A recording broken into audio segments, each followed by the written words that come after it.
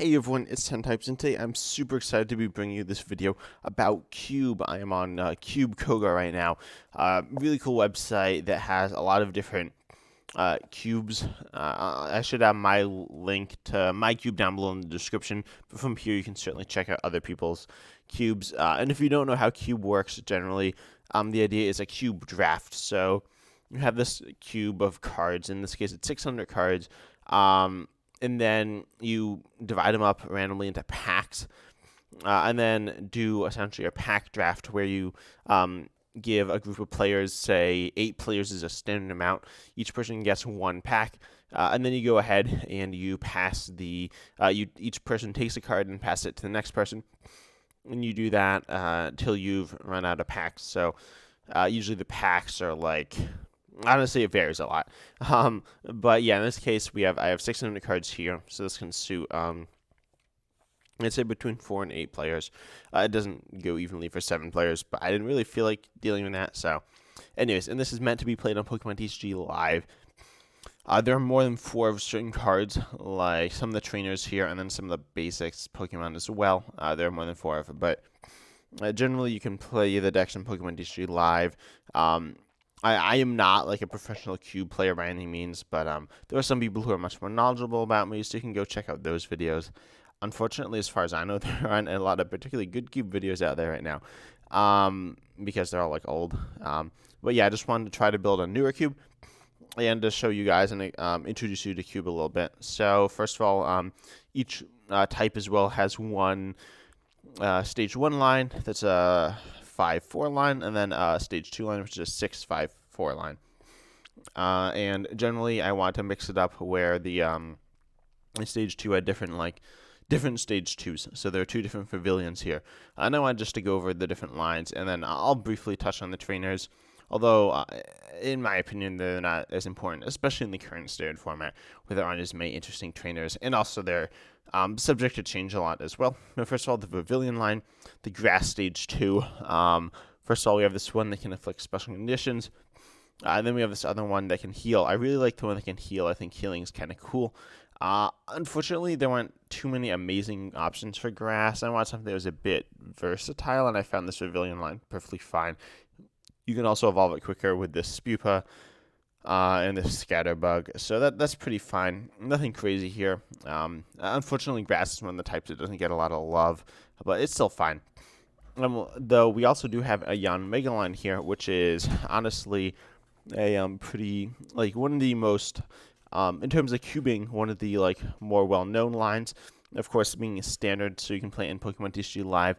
There are only a few options, but there are actually 3 different Yanmegas.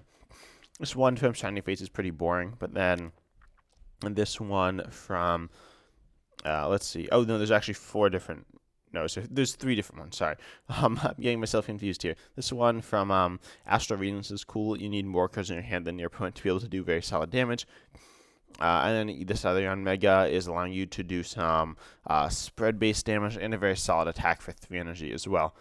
The Yanmega line is probably stronger than the Pavilion line, but I feel like this one like has to be included in any cube, in standard, honestly, unless you want to lower the power level. And honestly, this Yanma as well can be used to spread, which is pretty solid and pretty cool. And then, sorry, I'm a little sick still. In terms of grass basics, nothing too crazy here. They're all kind of fine. I suppose the only like basics that I have that are, in my opinion, particularly interesting are the cast forms, which I think are kind of cool. I have all the different cast forms here, which attack for free if you have a lot of stadiums in the discard, which is going to be hard to do, but you could do that if you wanted. Also, there's this, I'll get to some of the other basics as I get there. But then I have the Fire line, which is actually Talonflame. So we have this one, which is like a 2-hit combo based attacker, I guess. We have a snipe attack and then an attack that does more damage if they already have damage on them. This is a pretty common attack. And then this other one is actually colorless Talonflame, but does more damage if you have fire energy attached. And of course, this is weak to lightning, which is kind of interesting. Not necessarily good. I'm not sure if that's a great idea, but it's what I went with, and I feel like it's definitely the best stage 2 line. And this one's fine as well, although it is color, so it can definitely be put into other decks. And Fleshender, not too much interesting here, although we do have this fletchling that allows you to draw cards specifically on your first turn. Going second, you can draw a bunch of cards. And then the fire line, I really like this one. Going here with the Rapidash line. This one can boost your fire damage, which is really cool. And then also this other Rapidash can burn and stop your opponent from retreating, trapping something in the active, which could be pretty solid at times. And then basic fires, as I said, the cast form. The rest of the fire basics are kind of generic. I do actually really like this Aura Courier, though. A spread-based attacker, and it takes less damage. Kind of fun there, the one in Fusion Strike. And next we have the water line, which is the Kingdra, both providing a draw engine as a stage 2, which isn't amazing in general, but it certainly was a nice addition. And this other Kingdra, which is a big attacker. And then we also see that we just have like a Seadra, which can snipe. Most of this stuff's not that interesting, though. And then Floatzel here, which actually is really cool. We have this one super generic Floatzel, which I just popped in one copy of. But then this one, which has a Hydro Pump-based attack where you want lots of water energy on, which is a bit out of place debatably, but the Cedar and Kingdra work that way, so it's not awful. And then this one Floatzel, which recovers items, which is actually very powerful. One thing I want to say is there's not actually any Gust in this, I don't believe. I think I didn't include it. I didn't mean to include it if I did. So it's actually kind of awkward to like Gust, which is kind of interesting. I think a lot of people do that, but I decided to do that as well. And then, this Articuno here is a basic. Is actually, as I said, 2 cast forms. This Articuno here, though, is a basic, allowing you to automatic paralysis, but then it damages itself a lot. So actually, it's not that good in this format, unlike standard, where it is very solid. So that's actually very balanced. We have this Hisuian Basket and a solid setup Pokemon. Honestly, in general, I didn't go with too many setup. Oh, and then this Tatsugiri I really like. In general, I didn't go with too many setup-based Pokemon. I know some people, a lot of cube designers really like that, and I'm not like a great cube designer, so maybe I should have more of that, but I've never been a huge fan of it, so that's why we only see a few setup-based basics.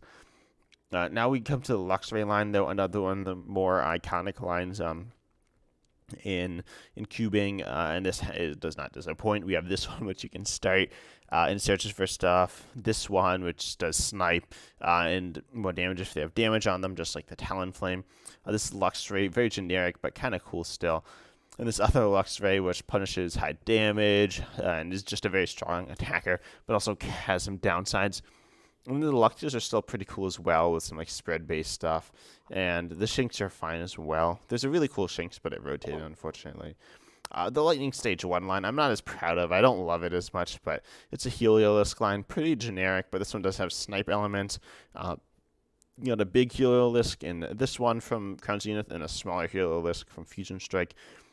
Honestly, the Helioptiles are also like the same, which is kind of boring. They're not actually the same, but they're very similar.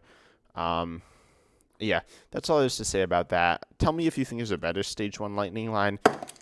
Sorry for the noise. But the Lantern line is fine, I think. But I don't know. I didn't particularly love that one either. I couldn't think of any other options either. But yeah, and then in terms of basics, nothing else here. A lot of Pachirisus, actually, including this one that does more for each tool attached to all your Pokemon. I don't have a ton of tools, only 25, but I think it's still fine. Honestly, like in terms of trainers, there aren't that many, which is why I think I did a poll on my channel about if you want a regular cube, a traditional cube like this one, or a Chaos cube, and some of you voted for. It was pretty split. Early on, it was like a regular cube, so I just started working on that. But a lot of you also said you kind of like the Chaos cube. I was looking at it. There's not a wide variety of trainers, so. The cube will actually have to be smaller because there are enough trainers to support a big cube, which is pretty crazy. But yeah, so if I make a Chaos cube, it won't be 600 cards and maybe 480 if I can squeeze that out of it. But yeah, let's just hop back into the next line. Probably one of the most iconic lines of cubing is the Gardevoir Gallade line. Honestly, this one's like super strong, so I added 2 of this Refinement Gardevoir, which isn't a very good card, but I felt like I had to include it to like nerf the line some. Then this Gallade, which searches for a supporter, and this Gardevoir, which like draws and is like a very good attacker. Both of these 2 cards are very good cards in Standard, and I also only have, I think, I only have 1 Refinement Kirlia because I wanted to include the other Kirlias to balance out the line. Because honestly, one of the things I do when I'm making cubes, I always end up accidentally making the psychic lines all support lines instead of attackers. So I wanted to I mean, that's kind of what I did here, but you know, it is what it is. It's a bad habit I need to get out of, but I kind of did it here. And then Meowstick we have, which this one searches for supporters, two, and puts them into your hand. That's pretty nice. On this other Meowstick moves damage from your active to your opponent's active. Pretty solid as well. So yeah, I like this line. Tell me if you actually want me to make a like a Sun and Moon online, Sun and Moon on cube. You can't actually play it really, but or tell me if you want to see me make like a different cube. I enjoy making cubes, but they're kind of like weird because they're really hard to play. Not many people play it, so yeah, that's a bit unfortunate. But in terms of psychic lines, I actually really like this Enamorous. It's a very simple attacker, but it's a cool card that obviously doesn't see any play. This Mawile, increasing retreat cost and attack cost, is cool as well. And then moving on to the fighting stage 2, this is definitely like the one I was least sure about. There weren't really any good options. I went with the Crocodile, which is not a bad attacker, but there's only one. It does some like moderately okay attacks, but that's about it. I mean, it's a very solid Pokemon. The line's pretty cool. That being said, is it like that interesting? No. You do actually have this other Dark Sandile, which is kind of cool. But there's actually a dark type Crocodile, but none of the fighting stage 2s have multiple different stage 2s, which is really unfortunate. As we take a look at, I think all the other ones have multiple different versions of the final evolution, which in my opinion and many other people's opinion makes a good cube. But there's nothing like that for fighting. There's a dark Crocodile, but it's a dark energy cost. So we can use the dark Sandile, which is colorless, but that's it. Yeah, so it's fine, but comment down below if you think there's a better one. The Annihilate line's really fun, but it's like super strong also, so it's kind of overpowered. I don't know. And then we have this Medicham line, which is really cool. We have this one that accelerates fighting energy. This one that actually has a very big all-in attack, 90 on a coin flip, which is pretty big. And then its other attack, like actually chooses with the Acupuncture, you choose one of your opponent's attacks, active Pokemon's attacks, so they can't use it next turn. In my opinion, I like that. It's very strategic. And then we actually have this Medicham, which actually does more damage to V maxes, but obviously there aren't any of those. So, also most cubes, including this one, are single prizers. Very common. I just decided to stick with it because that makes sense. Medicham here, it says if you have exactly 4 cards in your hand, this Pokemon essentially attacks for free, which I thought was cool. It is kind of weird because it's like focused on VMAXs, but I thought it's a really cool card to add into the cube. And then the Metatypes are unsurprisingly pretty generic. I do have Carebank here. Carebank, shout out to Carebank44 and Joe Thackeray, who does not make YouTube videos anymore, who I've not heard from in a while, unfortunately. So, still an awesome YouTuber who definitely inspired me. And so I had to include a Carebank card here. Not that this card is bad or anything. It's a cool card. And I like this Stonjourner as well. I don't know why. It's just kind of a fun card in my opinion. Then the Dark line, again, this one's kind of like bad in terms of the fact that it's very much colorless based and kind of draw based as well. It has 3 of this Crobat, which is really interesting for 1 dark, poison, and 50. For 3 colorless, you do 30 snipe to anything. And then if you KO, you take 2 more prizes. I thought this one was really silly. And then this other Crobat, when you evolve into it, you draw 3 cards. I didn't want too much of that draw-based engine. I wanted it to be focused as a dark line, because if it's a dark line, I want you to be using dark energy. So that's why I did 3 of this one. And then the Golbats, you do have some more of the drawing Golbats, so you could put this in any deck. And then, yeah, it's mostly supposed to be a dark line. I wasn't sure how to do that. I don't remember what the other Dark Stage 2 lines were, but I don't think there was anything super interesting. Really the types that get the most love are definitely Fire, Water, Lightning, and Psychic. So, not that the other lines are bad, but those are definitely the coolest. This Toxicroak, though, here is pretty cool. It has an attack that makes it take more damage next turn. Pretty crazy. Not very commonly seen. And this other one that's just a big poison-based attack. So we do actually have a poison theme kind of going on here. And there are actually lots of different Krogans because, same thing with Ralts, because of the EXs. Obviously not playing the EXs, but the pre-evolutions are fine. And then in terms of other dark attackers, I got this silly little Bombardier. And this Morpeko is actually really cool. And then Spiritomb, traditionally a counter to Mad Party, I just decided to chuck in here. I think it's a cool card that is actually kind of worth playing. Other than the Aggron line, a very iconic metal line. Although I'm not sure, it's probably not played as much as Metagross or Kling Klang, but that's fine. Aggron here, this one says if it takes damage next turn, it like returns that. This other one takes less damage, very much like this big, heavy, thick Pokemon that just does big damage, takes big damage. It's really cool, like a really embodying the metal type, so I like that a lot. And then this Bronzong, we have actually 3. This one that moves energy, which is really cool. And then this one that does more for each retreat cost, or energy in your opponent's retreat cost. And then Bronzong, this one immune to fire Pokemon, so that could be very useful if you're running Bronzong. And then, in terms of this other Pokemon, Cobalion actually is an energy accelerator and punishes Dark Decks. Dialga, like a recovery-based Pokemon. Durant, another card that punishes Fire Decks for Metal. Heatran, which actually can use Fire Energy to do more, which is kind of cool. The rest of this are fine. This Zacian actually might be like too powerful. I don't know though. We'll see. And then the colorless lines. Okay, so Altaria is like half dragon, half colorless. I really wanted it to be stacked with the Porygon line, the colorless line, but it's not. So yeah, that is what it is, which is really unsatisfying. But yeah, so we got the Altaria, which moves damage counters and heals essentially. An Altaria, which searches supporters, and then I like the idea of this. This is just a solid line. Honestly, this line might be a bit too good. It's something you probably draft a lot of the time if you see it, but it's still, I think it's cool. And then we have some other dragon attackers. This Droidgent, a very powerful card, honestly, like a very good one. But I think it's fair because it's dragon type, dual type, kind of locking you into this mindset that you need to be playing fire and water to use it, obviously. It's very strong, but I think it's fair. And then Regidraco, another very solid one. So those 2 Zygardes, which are both pretty cool.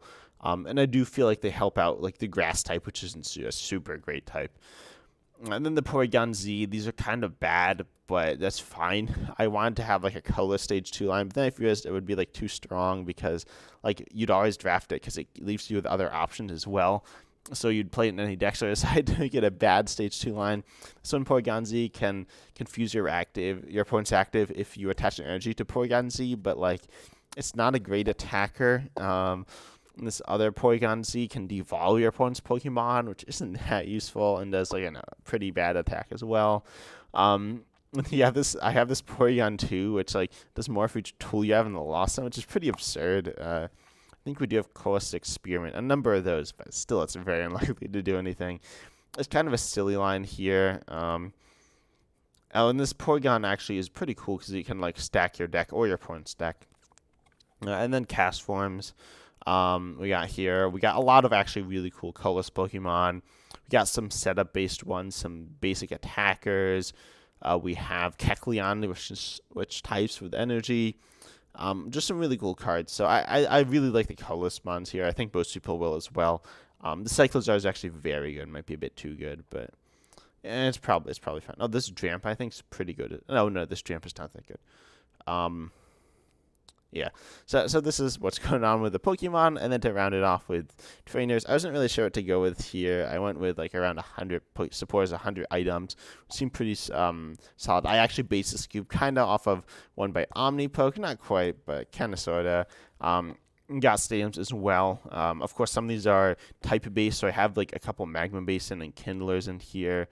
And then for water, we have like Irida. I play pretty much all the trainers and pretty much all the trainers there are like worthwhile. Like we have Lucky Energy, the Gift Energy, a very good card, honestly. Double Turbo could be very good, but I don't know. I really wish there were more special energies. There are essentially none that are interesting.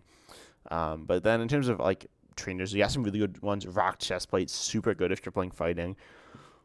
Eventually Jolly for some really big healing. Defiance Bane, just a really good card. And then you can see something like Blunder Policy, a very fun card. EXP Share. Actually, EXP Share is probably like super busted now that I think about it.